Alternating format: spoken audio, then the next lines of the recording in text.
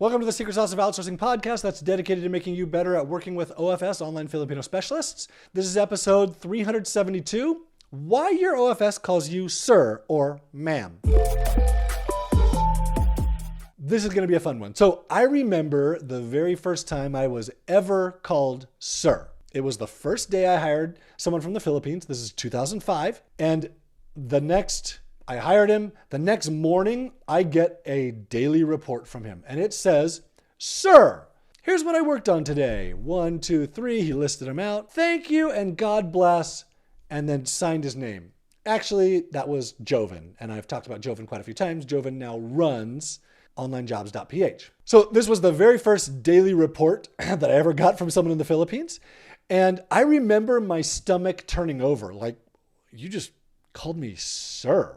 I'd never been called sir in my life. I think I was 27 years old. And it was weird to me.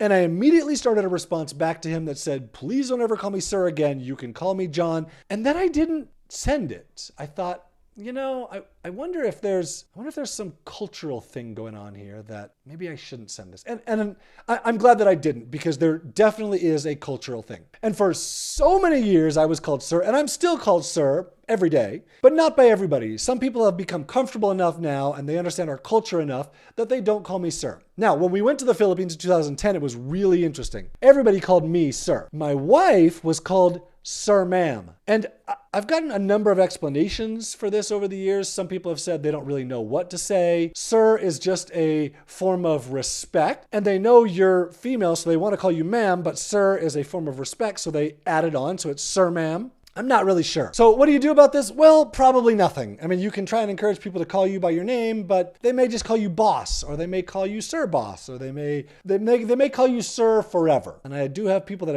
are still calling me sir after so many years. In fact, here's the earliest email I can find from Joven, where he starts with "Hi, sir." For the most part, leave it alone. It's a cultural thing, and it's how they show you respect.